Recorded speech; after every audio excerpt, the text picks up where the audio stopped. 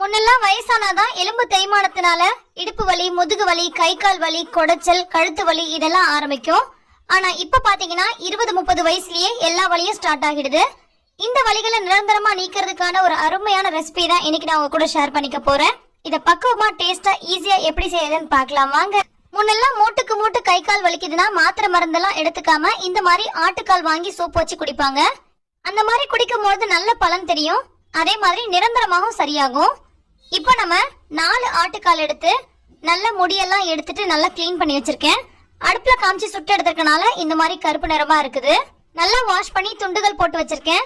இதே மாதிரி நீங்க கடையில வாங்கிட்டு வரும்போதே கிளீன் பண்ணி எல்லாமே பண்ணி கூட வாங்கிட்டு வந்தா ரொம்ப ஈஸியா வச்சிடலாம். ஆட்டுக்காலை குக்கர்ல சேர்த்துட்டு இது கூட நம்ம தேவையான அளவுக்கு தண்ணி சேர்த்துக்கலாம். 4 ஆட்டுக்கால்ல சூப் வைக்கிறோம்னா 6ல இருந்து 8 பேர் குடிக்கிற மாதிரி சூப் ரெடி பண்ணிக்கலாம். 6 கப் அளவுக்கு சூப் தேவை அப்படின்னா 8 கப் அளவுக்கு தண்ணி சேர்த்துக்கோங்க. அது நல்லா வெந்து சூப் ரெடி ஆகும் போது கரெக்டான பக்குவத்துக்கு வந்துடும். இப்போ இது கூட ஒரே ஒரு வெங்காயத்தை நல்லா பொடியா கட் பண்ணி சேர்த்திருக்கேன். கூடவே ஒரே ஒரு சின்ன தக்காளி அல்லது அரை தக்காளி அதையும் பொடியா கட் பண்ணி சேர்த்துக்கலாம். கூடவே 1 டீஸ்பூன் அளவுக்கு இஞ்சி பூண்டு விழுது சேர்த்திருக்கேன். கொஞ்சமா புதினா, கொஞ்சமா மல்லித்தழை சேர்த்திருக்கேன். வெங்காயம் தக்காளி சூப்புக்கு ரொம்ப அதிகமா சேர்க்காதீங்க. அடுத்து இது கூட அரை டீஸ்பூன் அளவுக்கு ஜீரக பொடி சேர்த்திருக்கேன். கூடவே 1 டீஸ்பூன் அளவுக்கு மிளகு பொடியும் சேர்த்துக்கலாம். மிளகு நல்லா ஃப்ரெஷ்ஷா இடிச்சு பொடி பண்ணி சேர்த்துக்கோங்க. அப்பதான் சூப்போட வாசனையும் டேஸ்டும் ரொம்பவே நல்லா இருக்கும். இப்போ இது கூட தேவையான அளவுக்கு உப்பு சேர்த்துக்கலாம். இது எதையுமே நம்ம வதக்கணும் அரைக்கணும் அப்படின்ற எந்த வேலையும் கிடையாது. ஒட்டு மொத்தமா நம்ம போட்டு குக்கர் மூடி விசில் விட வேண்டியதான். இப்போ இதுக்கு தேவையான அளவுக்கு மஞ்சள், கொஞ்சமா 1/4 டீஸ்பூன் அளவுக்கு மஞ்சள் தூள் சேர்த்திருக்கேன். எல்லாத்தையும் சேர்த்துட்டு நல்லா கலந்து விட்டுக்கலாம். இதுல ஒரு துளி கூட நம்ம எண்ணெய் ஊத்த தேவையில்லை.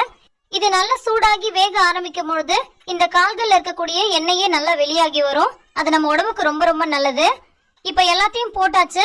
குக்கர் க்ளோஸ் பண்ணிடலாம். க்ளோஸ் பண்ணிட்டு சரியா இத ஒரு 8 விசில் போல விட்டுக்கலாம். அப்ப நல்லா சாஃப்டா பஞ்சு போல வெந்து வந்திருக்கும். இப்போ ஒரு 8 விசில் போல விட்டாச்சு. பிரஷர்லாம் போனதுக்கு அப்புறமா ஓபன் பண்ணி பார்க்கலாம். நல்ல எலசான ஆட்டோட காலா இருந்துச்சுன்னா 6 விசில் விட்டா கூட போதும்.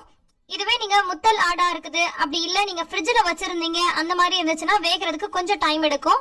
அதுக்கு தகுந்த மாதிரி எக்ஸ்ட்ராவா விசில் விட்டுக்கோங்க. இப்ப பாத்தீங்கன்னா தெரியும், எண்ணெய் நம்ம கொஞ்சம் கூட சேர்க்கவே இல்ல. ஆனா இதுல இருந்து நல்ல எண்ணெய் பிரிஞ்சு வெளியாகி வந்திருக்கு பாருங்க. இது உடம்புக்கு ரொம்பவே நல்லது. நல்லா சூப்பரா பஞ்சு போல வெந்து வந்திருக்கு. இது நீங்க ரெகுலராவே வாரம் ஒரு முறையோ அல்லது 15 நாளுக்கு ஒரு முறையோ அட்லீஸ்ட் மாதம் ஒரு முறையோ சாப்பிட்டுட்டு வாங்க. உடம்பு ரொம்பவே ஆரோக்கியமா இருக்கும். எலும்பு தேய்மானம்லாம் ஏற்படாது. மூட்டுக்கு மூட்டு வலிக்கிறது, கை கால் குடையிறது இந்த மாதிரியான பிரச்சனை எல்லாம் வராம இருக்கும். வளர்ற குழந்தைங்களுக்கு ரொம்ப ரொம்ப நல்லது. கண்டிப்பா இந்த ஹெல்தியான ரெசிபி உங்க எல்லாருக்குமே ரொம்ப பிடிச்சிருக்கும்னு நினைக்கிறேன். பிடிச்சிருந்தா லைக் பண்ணுங்க, நிறைய பேருக்கு ஷேர் பண்ணுங்க. எல்லா புகழும் இறைவனுக்கே. நன்றி.